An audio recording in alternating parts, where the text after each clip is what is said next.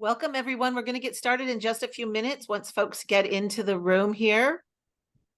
And if you would like, you can type your name and where you're calling in from, organization-wise or location-wise, or, emotionally wise. Like, I'm coming in from a place of concern or of hope. You can choose what your location is, whether it's metaphysical or physical or intellectual. And when you do chat, make sure you change the settings to everyone so that everyone can see your answer. Right on. Hope and dread, Karen, we can relate. Hopefully leave a little more hopeful after today. That's the goal.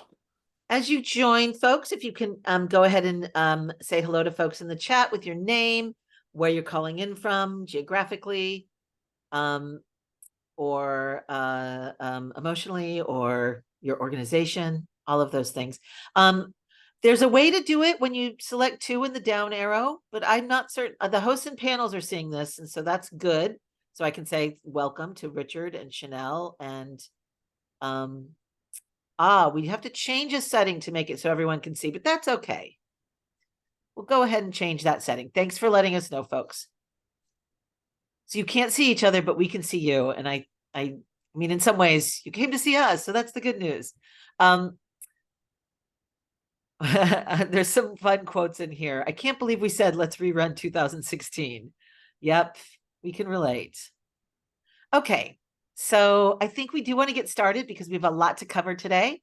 So I'm going to kick us off really quickly just by saying hello. My name is Madeline Stanionis. I'm a partner here at M&R. For those of you who don't know us, we are, for over 30 years, we've worked with nonprofits, advancing the cause of justice, alleviating suffering, doing our part to solve the greatest challenges that we faced. We launched M&R Win last year as a one-stop campaign strategy shop. And we build bespoke, high-impact campaigns that build power, shift narratives, grow movements to win big in service of systemic change. We like to think our superpower is seeing across movements and bringing partners into alignment. And that really brings us to today's webinar. And let's all agree that today it could not be happening at a more important moment. I know that you have all been preparing for this and read the description, so I want to just say really quickly a little bit about our 2 speakers. The Othering and Belonging Institute's John A. Powell is an internationally recognized expert in the areas of civil rights and civil liberties and a wide range of issues, including race, structural racism, ethnicity, housing, poverty, and democracy. And I can also tell you he's a very nice guy as well. Also nice is my colleague, Christian LoBue, the executive vice president of M&R Win, and a campaigner and strategist who has spent a lot of her life working across progressive movements. I'm really delighted to have you both here to speak with us today and to discuss how we can win elections without losing everything. And I'm going to go ahead and turn it over to John. Thank you, Melanie. It's great to be here. I've worked with M&R in the past, probably worked with many of you. So I'm going to spend first 12 or 13 minutes just sort of grounding you on our work, othering and belonging. It's kind of a wonky term, but I think it's really important in terms of where we are now. Have the next slide. There we go. So what I want to suggest is that the problem of the 21st century is the problem of othering. It shows up in different ways. It shows up in terms of racism, homophobia, sexism, transism. But all these are expressions of othering. All these are expressions of saying some group does not really belong. And from a liberal perspective, when we hear of the other, we think, well, they're just the same as me. So we melt everybody, the whole idea of the melting pot. But the opposite of othering is not saming, but belonging. And I could even say belonging is our fundamental way of organizing our lives in the world. So, as already been suggested, the world is kind of in a mess. It's not just the United States. And even no matter what happens in this election, and we all want some things to happen, we're going to still be in a mess. And there's an issue of this sort of othering that's happening all over the world, caste in India, immigration in South Africa, not to mention the Middle East. Why is it happening now? And My suggestion is not only is it happening now, it's likely to accelerate. So what's causing it? So this is a graph that just sort of helps you think about that. What we're dealing with is rapid change. And then when we have rapid change, we can only process it a little bit before we have anxiety. This is not just true of humans, but other mammals as well. Too much change too fast, we can't process it easily. So how do we process it at all? Uh, Basically, we process it through leaders, meta narratives, and structures. And so I want to focus on the narrative, the stories that help us make sense of what's going on in the world that actually doesn't quite make sense anymore. Things are changing so fast, and I don't know how to think about them. Think about my neighborhood, think about my community, think about my school, think about AI, think about climate change, I don't know how to think about that. I can't do that on my own. So there are stories help us make sense of this changing world. And there are two main stories I'm going to talk about today. One of them is a breaking story, and that is the world is changing, it's out of control, and it's their fault. They are the ones who are ruining our world. They're stealing our jobs, they're stealing our culture, they're bringing drugs into the country. It's called the breaking story. The story is that it's not just the other, you need to be afraid of the other. The other is at the root of all of your problems. The other is the reason you no longer belong in your own home. Again, that's called the breaking story. The other is a story where we say, yes, the world is changing. Demographics is a big part of that change. But you know what? We're all human. We all have something in common. Let's find out. Let's be curious about each other. I want to get to know you. I want to listen to your stories. That's called a bridging story. Those are the main two stories. Breaking, where you blame the other, where the other's a threat, where you can't imagine really living with the other, and bridging, where the other is actually not really the other at all. It's actually a new forming we, a larger we. So those are the two main stories. And obviously, we're pushing that you engage in bridging stories, not breaking stories. Next slide. And we can use anything to create breaking stories. We can create, the other doesn't exist as a matter of biology or it's innate. We create these. So immigration, ability, gender, sexuality, how many cows you have.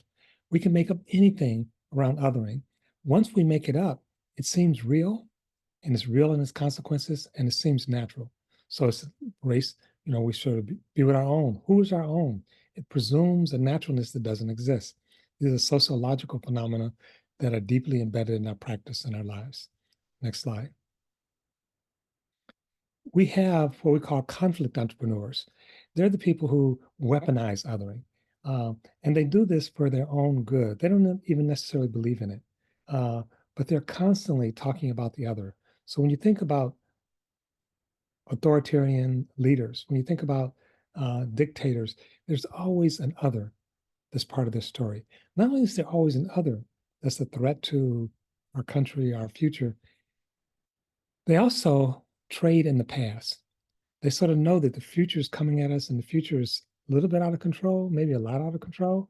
So what they promise us is that we're going to go back, make India great again, make Hungary great again, to some fictitious past. So they tell a story about a past that never was in order to avoid a future that has to be. Next slide. So what they're trading on, what we trade on with breaking, and these conflict entrepreneurs trade on, is fear. And fear is the oldest and strongest emotions in humans. And so if you're, shooting baskets for fear, you have a whole ocean. You can hardly miss. Is there in all of us. We all carry the amygdala, which is sometimes referred to as the reptilian brain, because we share that with reptiles. And it has a role, but it's out of control. And so when fear is weaponized, when fear is institutionalized, then this anxiety that people feel about change gets translated into fear. And that's what conflict entrepreneurs really deal in, fear. So one way of dealing with this is by bridging. There's an apparent other. Can I relate to the other? You're not just like me. I go to a church, you go to a mosque, you go to synagogue. How do we bridge our difference? What's the story about our difference? And there are different kinds of bridges. There's short bridges. Ezra Klein talks about the bridge between vegetarians, and vegans. Some of you might say, is there a difference? Well, maybe, maybe not. The thing is that we can make any difference significant. So that would be considered a short bridge. A short bridge is when you normally share end goals, you share a lot, you share some culture, but you still have differences. So fights between different parts of racial justice movement, sort of feminist movement, those are short bridges, but they're still bridges and there still can be nasty fights. Then there are long bridges. There are people who you can't imagine even being in the same room with. That your view of what the world should be is so radically different. So the question comes up, do I have anything in common with these people? Sometimes you might think of a Bernie supporter and a Trump supporter. What do they have in common? I tell the story that when I talk about bridges, I was talking to Pastor McBride about the need to bridge, and he asked the question, are you saying I have to bridge with the devil? And I said, actually, that's kind of a long bridge. So don't start there. Start with something shorter. Work your muscle, get skill, and then your bridge can be extended. But also be careful who you call the devil. And you saw on that last slide, the bell hooks quote, which is that bridges are made to walk on. So if you engage in bridging, don't expect everyone to sort of hug you and applaud what you're doing. We're in our camps. And if you leave that camp, if you appear to be reaching out to the other side, you're likely to be attacked not only by the other side, but by your own camp. Bridges are made to walk on. Next slide. But if we're going to have a world where we belong, and at the Institute, we say we're promoting a world where people belong and no one is other. Everyone belong and no one is other. And we say that's not even possible. Well, maybe, maybe not. But we know that if that is possible, bridging is a precondition. Next slide. And bridging is not just between individuals, but it's also between groups and institutions. And the process of trying to bridge between groups looks different than the process of bridging between individuals. The same with institutions. And one reason for that is that one reason we're in groups, and even one reason we actually break in other, is to belong. We need and want to belong. We're literally born attached to another human being. And so sometimes the price of belonging in group A is to disparage group B. And so if you start building a bridge to group B and you're in group A, you may lose your membership in group A. So there's an extra pressure. Your group will actually censor you or punish you if you start bridging with a group that's considered the other. Next slide. So I've been talking to you, and I'll have a few more slides, but I'm sure you're thinking, like, when does this ever happen? Is bridging even possible, especially between Trump supporters and Bernie supporters? Where here you have on your screen a Trump supporter and a Bernie supporter. This was a few years ago, so I don't know where they are now, but you'll recognize this from the Florida campaign, Florida Coalition for, what is it? Florida Rights Restoration Campaign, I believe. Coalition. There Yeah. it is. Between the two of us, we got it. And some of you will remember I was involved in this. This was an effort to try to restore the vote to people who were returning citizens. And on your right, you have Desmond, who was an ex-offender, lived in the city, oftentimes supported Bernie. And on the left, you have Neil, who was an ex-offender or returning citizen, a Trump supporter, had gone to jail in part because he was a Republican operative. And Neil talks about going to a meeting of returning citizens, and he said he looks around, he says, this looks too progressive. I don't belong here. And then he hears Desmond talk, and Desmond talks in such a way that he creates a bridge, and now they're like brothers. Not only did they bridge with each other, and it's really a beautiful story, they bridged with Florida. This happened in Florida, where in order to change the Constitution, you needed 60% of the votes. Everyone said that's not possible. You know Florida. Can you do that in Florida? Talk about a woke state. Not only did they get 60%, they got 64% and named a constitutional amendment. And they did that by having a bridging message. And when I talk to Desmond, I know them both. When I talk to Desmond, it's like, So what's your strategy, Desmond? And he literally said, love. So this is a real story, a true story, and there are many examples like that. And one of the things I will encourage you is to think about those stories and share them with your readers. Next slide. What we're dealing with in part is not just people fighting each other and engaging in fragmentation. Some people use the term polarization. I think that's a misnomer, and I'll come back to that. But the containers that actually hold the background for our daily life and our way of making meaning have cracks in them. So we no longer trust the media, we don't trust scientists, we don't trust the medical profession, we don't trust universities, we don't trust the military, we don't trust corporations, we don't trust democracy, we don't trust our neighbor. And as Putnam said, a society without trust can't survive. So whose job is it to not fix housing, not fix the highways, not fix schools, but to fix the container itself? That's where we are right now. We have to co-create and create the container, and no one has that in their job description. How do we do that? That's one of the challenges. It's not just facing us here in the United States, but it's facing people all over the world. And while some of us will be trying to fix the container, the conflict entrepreneurs will be trying to break it.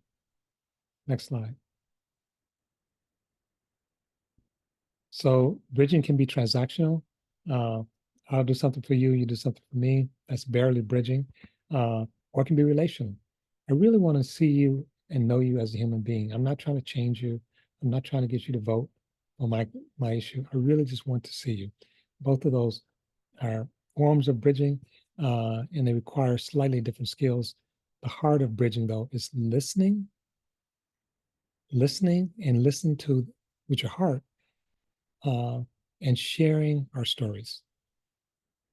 So deep listening. And when we bridge, we move toward belonging. So what is belonging? Belonging is many things. You could think of it as inclusion 2.0.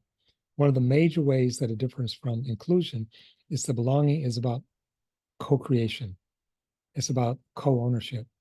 When you're included, sometimes it's the other person's institutions, the other person's school, the other person's neighborhood, and you're invited in as a guest. You're welcome. Belonging is not you're welcome. Belonging is this is our school, this is our neighborhood, this is our church, and you, along with others, you don't get to make it like you want to in your own image, but you have to co-create with others. In a sense, it's a radical expression of democracy, that your voice, your opinion, your energy counts along with everyone else's. So it requires agency, requires dignity, requires care. So we're trying to create a society and a world where everyone belongs and no one is other. Next slide.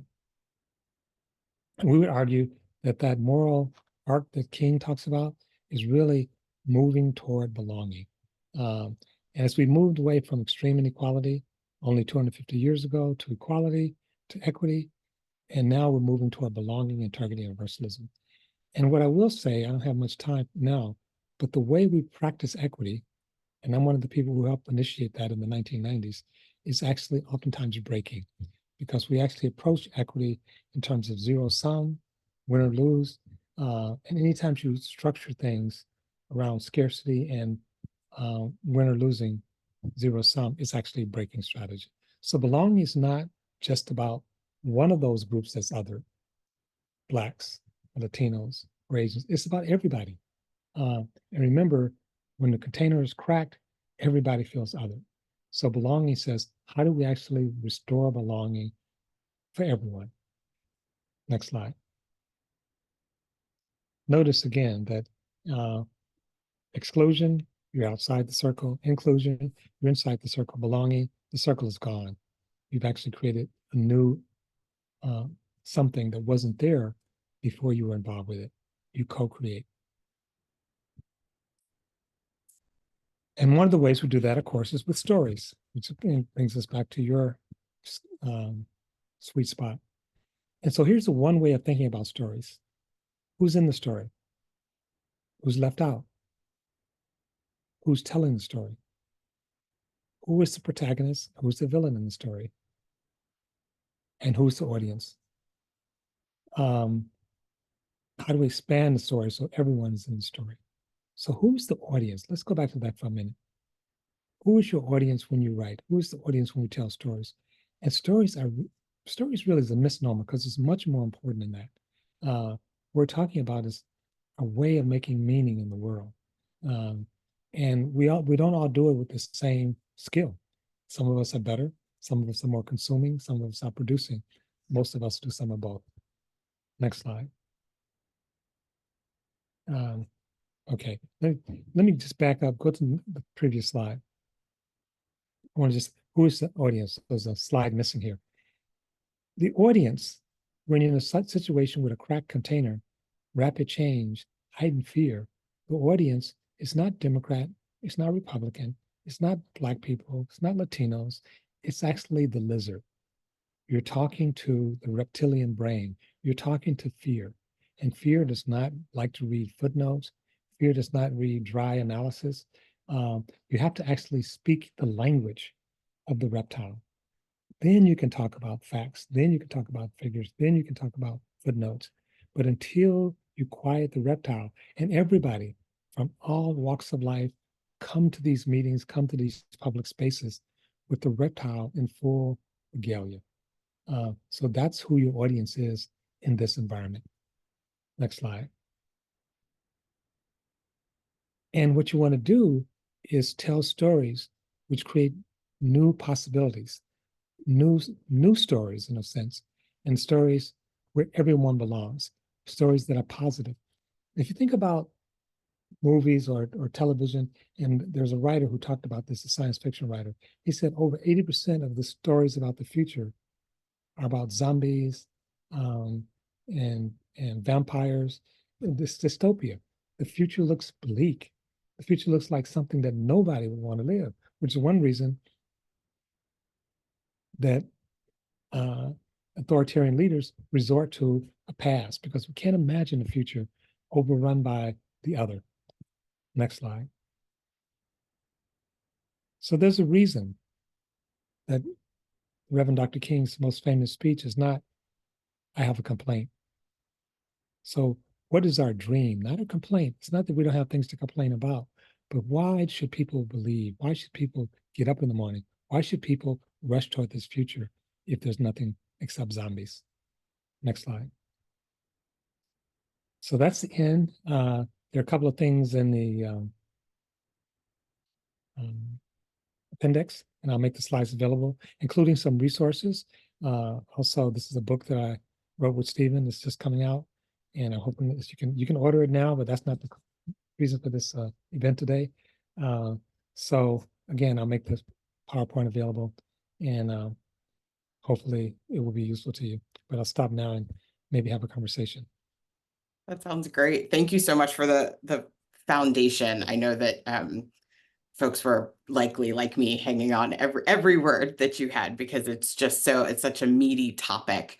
One thing that you were talking about, John, that really resonated with me was the idea of talking about aspiration, right? And dreams as sort of a part of the larger stories and narratives that we're telling. And I think a lot about, in my work, How to Win, right? That's the name of our organization, M&R Win.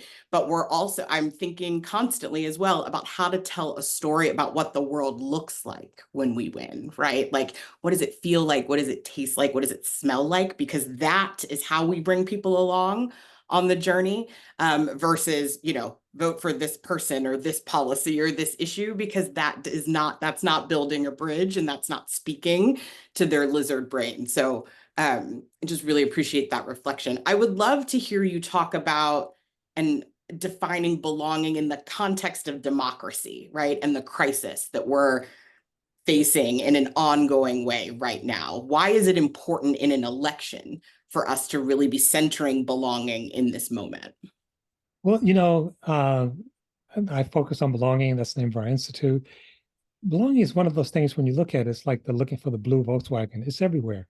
So literally, if you go back and read any of the major religions, and I've done that, Christianity, Buddhism, Hinduism, they're all about belonging. The beauty, my father's a Christian minister, and it's not just in Christianity, it's in Islam. The beauty of these religions is to say, we are part of something sacred. We belong to the sacred. And I think about that. That wasn't true 3,000 years ago. And you Mhm. have billions of people organizing their right. There are 2.5 billion people who call themselves Christian. There are 2 billion people who call themselves Muslim. They are trying to belong to something. Our lives only, when we're born, we're literally born attached to another human being. The need to belong is not just something in humans, it's true in mammals as well. They do a thing with monkeys where they basically give them food on one hand and a uh, wire monkey in a cage on the other, with and the baby monkeys hang out with the wire monkey. That belonging in some ways is more important than food. Maslow's hierarchy, he says that belonging is the third most important human need. His student says, you're a great teacher, but you're wrong. Belonging is the first human need. Yeah. Uh, and so when we talk about our own founding in this country, uh, and the Constitution starts off with we, the people, we, the people. The problem was they defined that we too narrowly. Right. We don't mean Black people, we don't mean Native Americans, we don't mean Asians, we don't mean women, we don't mean, in a sense, Right. that's what the struggle in this country has been about for 250 years, expanding the we so no one's left out. And Mhm. part of the thing is, Michael Olney and Howard Winter said, we didn't have a democracy until maybe recently, maybe never. We had a racial dictatorship. Right.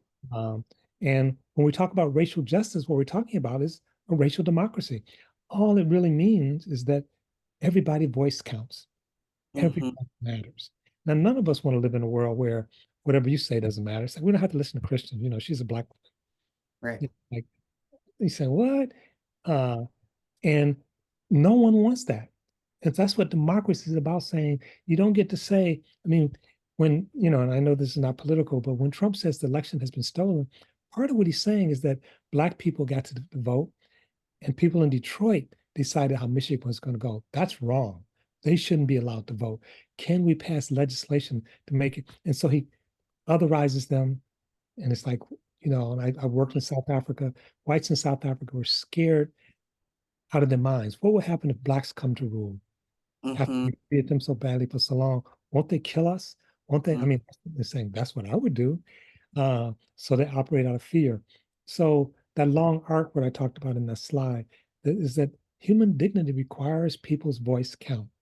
Another way of saying that is democracy. And it doesn't mean voting on a Tuesday. It means your voice counts. It means you matter. It means you're treated with dignity. It means that this is your party. And if you want to go in a corner and not party, that's fine. But if you want to, you can't have the government or someone in the hood saying, no, you can't come in here. Right. Right. I think about it in the context of electoral campaigning, right? It assumes incredible importance, belonging, because it can serve as a catalyst for civic engagement, the kind of actual robust civic engagement that we would hope happens in between election cycles. It actually fosters the kind of participatory democracy that we aspire to be, because if individuals feel a sense of belonging, they're more actively inclined to want to partake, right, in the activities of voting, talking to their neighbors about voting, grassroots advocacy. We talk a lot about in our work the full cycle of advocacy, that it's not just about showing up on election day, that it's about all of the work that we do in between to show up in legislators' offices, to write, to call, right? If you feel a sense of belonging, if the people who are representing you reflect you, you are more likely to participate in any of those activities, and it cultivates a more inclusive political landscape, which I would imagine, again, this is also aspirational, it feels like, but really strengthens the democratic foundation that we have, right? Because we are actually amplifying the majority of perspectives instead of sort of pointing a spotlight on just the loudest few. That's right. And two things. I mean, again, I go back and look at them looking at Athens, which Mm. was at least one of the prototypes for early democracy. They didn't have elections. They rotated. It was a lottery because they felt elections themselves compromised democracy. Mm. Elections themselves made people with more resources likely to control. I mean, so they were doing some interesting things. So this is not just hypothetical. Yeah. There's everybody counts, so everybody counts, not just rich person, not just this person or that person.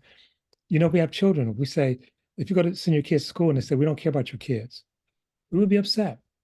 That's about democracy, saying your kids counts.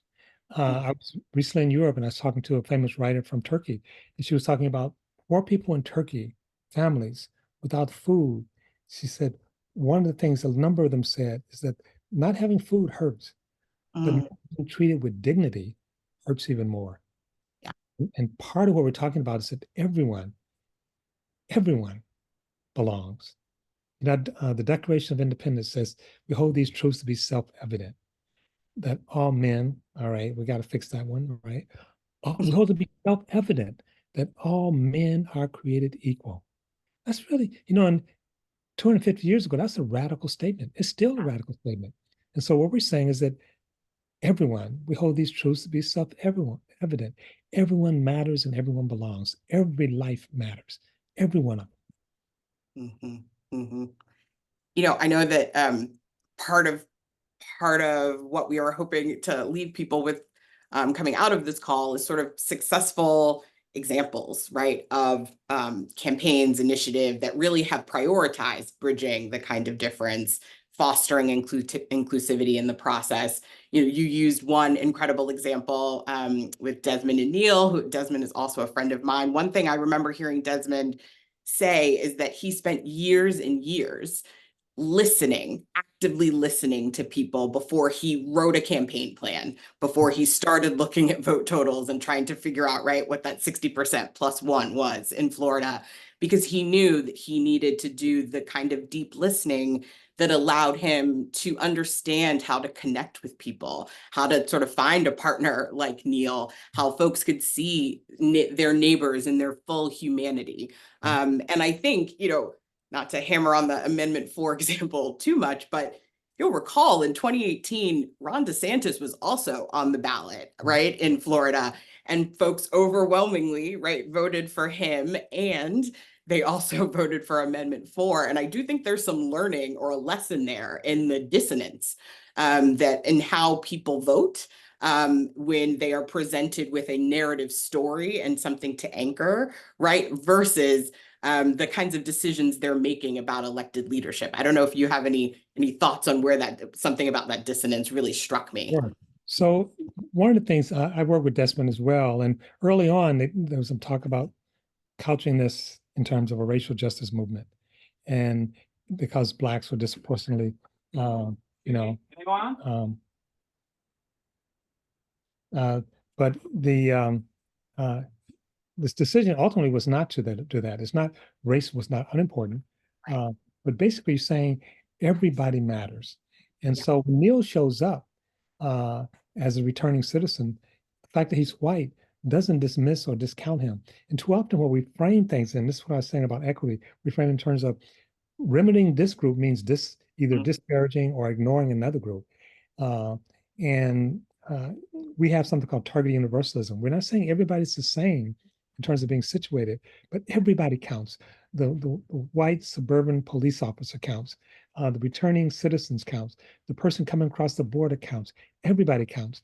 And so we have in the materials in the appendix for the PowerPoint, we have a number of examples, and you can go to our website. We did a thing bringing together undocumented immigrants and returning citizens. It's an interesting bridging experiment here in California. Each group had a negative story about the other group. The returning citizens like, why are we in a room with these people? They're not even citizens. The immigrants were like, we're not criminals. Those people are criminals. Why do we have to listen to them? And when they listened to each other's story, when they told each other's story, they found out they had a whole lot more in common than they thought. And it turns into a love fest. And that's been repeated over and over and over and over again. The whole idea of deep canvassing, which George Gale and People's Action, which we actually participate in as well, it switches the process from you come in with your script, and in 2 minutes, this is what we're for. You should vote for this measure. Are you registered? Great. I'll see you later. To, I want to talk to you. Tell me about yourself. And it may take 15 minutes. It may take 50 minutes. But the research shows that it's much more powerful because when a person is seen, something magical happens. Now, we call that um, transactional bridging. There's also something we call deep bridging and the long bridge, which is where you're not trying to get the person to show up a certain way in the next. You say, I really want to get to know you as a human being. Now, some people may say, why bother? But I can tell you, we're working now with several organizing groups across the country engaged in long bridges. And long bridges is how you get back to fixing the container. And in fact, it's a contradiction because the deeper you bridge, the less likely the person is seen as the other, and the more likely they care about you. Yeah. But if you're doing it simply for the purpose of getting their vote, it's transactional. More transactional. Yeah. Yeah. You know, I think a lot about, in that example, the utility of deep canvassing in learning and iterating in a campaign, right? And so I think a lot about the sort of long and hard work that was done around marriage equality. Much of that foundation was created by deep canvassing and by listening over time. And in particular, we should, thank our LGBTQ brothers and sisters in Los Angeles who really, brought this idea to bear, where they did a ton of deep canvassing to talk to people who had voted against same-sex marriage in California to understand them better. And I think they did it in exactly the way that you're talking about. It was not about, we'd like to change your vote. It was really sort of critical and deep listening. And it's an example of something that we like to call failing forward, right? Like, they didn't win that campaign, but they utilized that campaign to build better next time, right? They built back, not to use a Biden term, they built back better the second time. They took that loss, they learned from it, and they were not only able to sort of build a better strategy in the long term, but they were better able to bridge to neighbors who beforehand had not had even a connection to the issue, and so didn't really understand or weren't willing to have the kinds of conversations that you're able to have when you actually take the time to have more deep emotional conversations around these issues. That's right. And breaking or othering requires we flatten people. In a sense, it requires that we don't know people. So they're this, and that's all they are. And bridging requires just the opposite. It requires complexity, it requires listening, and it requires just honoring. So let me give you a hypothetical. And I don't want to whatever, but I did work on the Hillary campaign, and I must say I supported her wholeheartedly. It wasn't begrudgingly. I thought she was brilliant, still do. She's not a charismatic speaker. Her husband is, but she's every bit, if not more, brilliant. But from my perspective, she made two critical mistakes. One of them was calling her opponents deplorable, but the other one was around the issue of coal. And she was trying to move us from coal to clean energy, which I think was right. But in hindsight, what I think the story should have been is something like this. We as a country need to move from coal to clean energy. We need to move past coal, but we're not moving past the coal miners. We're not moving past those communities that are true patriots and sacrifice the time, their lives, their fathers, their sons for decades and decades so the rest of us could have clean energy.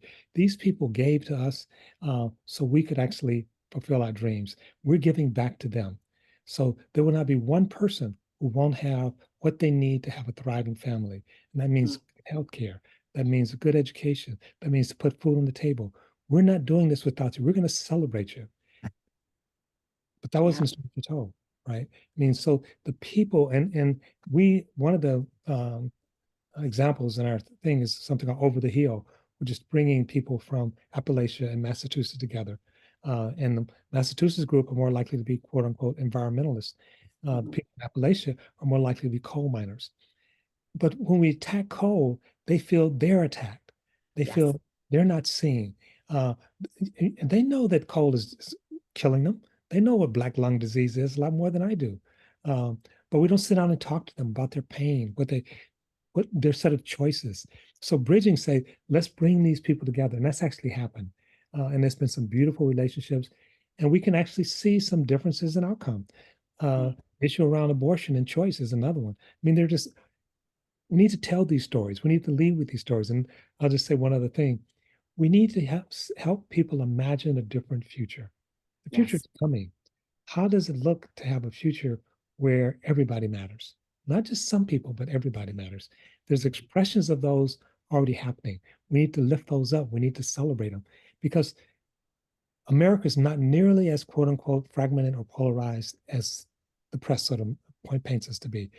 There's what's called the exhaustive majority. Mhm. A lot of people who want something different, but they can't really imagine it, and they don't have the microphone, so we don't hear from them. We need to give them the microphone and talk to them as well. Yeah, that's a great point. And it makes me think about like our friends who are communicators who are on this call who are really trying grappling with the questions of how do you message with different audiences while maintaining some integrity and authenticity in your message. I'm really thinking about sort of the kind of active listening that you're talking about, really understanding the aspirations of a community, the lived experience of a community, and then reflecting that back, right, in either policy, narrative solutions, but really showing that you understand the experience. I also am proud to say I was a Hillary Clinton supporter, and I totally agree that, I think that many of folks on our side, for better or worse, think that we can out argue you with facts and white papers and right and like policy papers. But at the end of the day, a strong message that is tailored to the sort of audience that you are talking about that really fosters a sense of connection and resonates with their experience is going to beat a white paper, right, any day of the week. We can have the righteousness of being right on our side all the time, but we have to bring folks along on the journey because it's not enough. Who wants to be argued with constantly like you're wrong and I'm right? Instead, you have to show how the solution reflects their experience and what their piece of the win or of the movement is. And I think that we oftentimes, especially in the heat of electoral campaigns and of the pace of campaigns, we often try to shortcut that, right? Like we go to the quick soundbite instead of spending the time, the foundational time that we need to ensure that we are reflecting back the kind of both narrative, but also the kinds of like organizing and actions that we want people to take that is based on the kinds of change they want to see, but in their own like cultural traditions and community life. That's right. I mean, it's complicated. Two things. My father, who's passed recently, is a Christian minister, very and serious. He wasn't one of these people who, once in a while go to church. I mean, and I went back to Detroit home, and I think the issue was choice, abortion rights, and he was very distraught about where the Democratic Party was. He was part of the union, worked in General Motors, so he was, in terms of work, he was definitely a Democrat, but he felt like from his religious, he couldn't square that with abortion. Mm. And so he and I had a conversation about this. The conversation lasted all night. I, Uh, and it's like we were surfing, listening to what really was important to him and vice versa. When we finished, the next day, my mom came down. She said, "What did you and your father talk about? He was so happy this morning." When he mm, finished, Christian, I give talks and debates all around the country. I refused to engage in a debate for 2 years after that. I felt like mm, what my father and I had just engaged in was deep listening and inquiry together. It wasn't trying to prove him right or prove me right or it's like it was really trying to see him, see his soul. Not a simple answer, right? But it was really grounded in listening and love and attention. And one thing about deep canvassing, about long bridges, is not only might you change the other person, and actually oftentimes it happens, but they change you. mhm, So there's a vulnerability. And I say this oftentimes. Arthur Brooks, who was head of American Enterprise, some of you may know him, he's a well-known conservative. He and I become friends. Um, and people would say, "How could you be friends with him? Do you know his position on X, on Y?"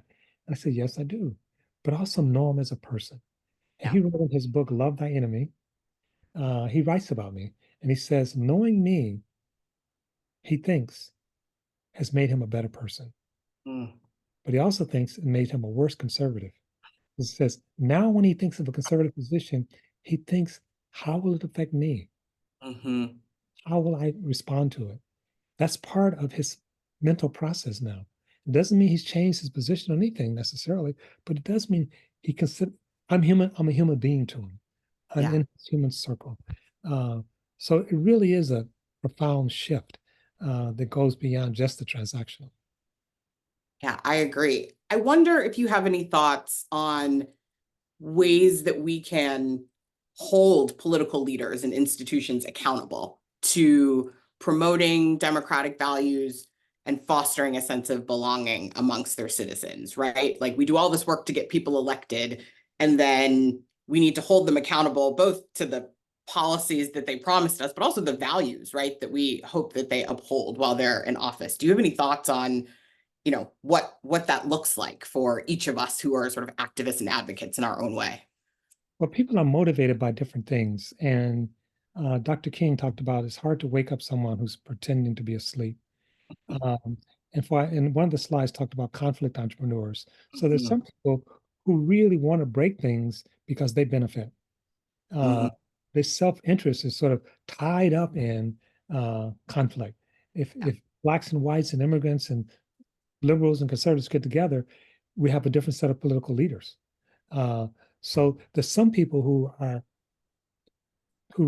intellectually, not even emotionally, it's not that they actually hate black people or gays. It's like that's how I win. On my mind, that's the Republican Party today. After Obama won the second time, the Republican Party came together and said, we have to create a larger tent. We have to actually reach out to people and engage with people, Black people, Latinos. That's the future of America. That was the mainstream position of the Republican Party. Trump actually offered something else.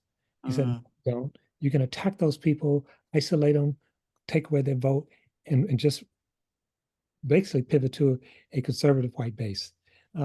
That was a conscious choice. And first, people said no. I mean, all the Republicans initially was attacking Trump, and it's only when Trump started winning they all fell in line. Uh, Mm-hmm. except for a few of them, like Mitt Romney. Mitt Romney continued to attack, but then he was pushed out of the Republican Party. So, so you're talking at different levels. You're talking at people who are doing this because they benefit from the chaos, from the pain, from the hurt, but that's not the majority of people. Mm-hmm. And I don't think it's even the majority of politicians.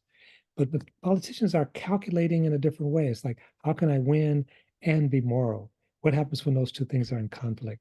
What we try to do is I said, we're not asking people to fall on the sword. Mm-hmm. We're not saying, um, leave office, leave your job. We have to try to create an environment where they'll do the right thing, but we actually are not asking everyone to be a Nelson Mandela. Most of us can't do that. We can't constantly ask people to do courageous things. We have to create an environment to do that. So I think complexity is okay. The world Mm-hmm. is complex, and I think we can tell complex stories. If we told stories, I just came from Utah. There's a woman there who's actually trying to create political movement around civility and integrity, right? Not environment or non-environment, not abortion or non-abortion. She said civility and integrity is one of the things we should value. If Mm-hmm. if 60, 70% of the voters say they agree, how do you help them make that an issue in the campaign? Mm-hmm. Reward people for actually behaving that way and have a disincentive for people who don't behave that way. Right now, we have just the reverse. People who are Right. nasty, who yell at each other, who lie, those people actually get the extreme voters on their side, and the silent majority or the um, you know exhausted majority walk away. Yeah, I love this idea. I know we talked about this before, but the reverse of that, right, is the joy to the polls movement that we saw over the last few election cycles, where we are trying to embody, right, the sort of like fullness of the joy that can come with civic participation, with being a part of the process. I think also just in terms of accountability, some really critical tools that voters in particular do have, and just citizens have at their disposal. We have like open record laws, and we have the ability to sort of publicly testify and to ask questions and to do what us campaigners call bird dogging people and making them sort of see you. Because again, we want to encourage folks to sort of live these values as they actively engage in the process and are exercising their rights, advocating for these kinds of accountabilities. That it is a critical part of your activism to sort of be there for all of it, not just in 2024, 2026, as we all are working. I know that I think we have time for maybe one more, and I have one more question I would love to sort of get your thoughts on, which is, it sounds like, and I think this is the way that I am thinking about the work. This is not the work of 1, 2, 3 election cycles. This is the work of a lifetime. What kind of long-term strategies are you thinking that folks should be implementing to promote a more inclusive political culture so that we're not in this churn of individual election cycles? Well, two things. We have this long bridging project where we're deliberately putting groups together who would not otherwise come together. We have, I think, 6 or 7 organizing groups who've signed up, with some skepticism because they say it's necessary. Some believe it's more than necessary. But to your point as well, this is hard work. I mean, literally, we've had people had guns drawn on them. So we don't send people out single anymore. We send out people out, 2, which means cost twice as much money. But to your point, I want to come back to this, is that there has to be some joy, and not just self-care, caring for each other. If we're going to do this for a long time, how do we do it so we don't burn out? How do we do it? If you're organized around anger, as he suggests, you might win, but you're going to burn yourself out. Yeah. If you organize around love, as Valerie suggests, then you don't burn out. Right. So expanding force, right? Yeah. And I've gone, people call me sometimes a conservative whisper because I've talked to people who are way to the right. But I start with looking for the humanity. And sometimes it shows up and sometimes it doesn't. But I do that not just for them, but also for me, how I'm in the world. And I think in some deep way, and I know this may not be for your group, this is a spiritual journey. If there's something, we need to have something that we can rest on that's not just our own particular ego, our own particular self. Each election does count. But I say, if we win, then what? Right. What do we do with the 40% or 50% that voted the other way? Do we export them? Do we other them? Do we lock them up? If we really want something different, then say that now.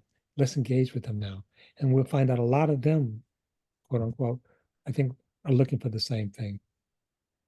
Yeah, I totally agree. Oh, I see Madeline. I think she's here to cut us off. I hate to cut you off, but those are such beautiful words to end with. And I appreciate so much the things that you two have talked about today. And I'm grateful for everyone who has joined us today in person, and the many of you who will watch this. I know that many people sign up and they will watch it later, and I am so grateful for these words and the fact that you ended with talking about love, and is really just, I think, really meaningful for all of us who are engaged in this work every day, and to lead with that love is just something I really needed to hear today. So I really appreciate you both, Christian and John. Thank you so much. This deck will be available along with the full recording. We will send it out within a day or so. And it will include the links to OBI's website, newsletter. All of those are worth seeing. Please follow them on Instagram as well as M&R. Thank you so much, everyone, for being here today. And thank you for our lovely guests. Thank you for having us. Thank you. Bye-bye.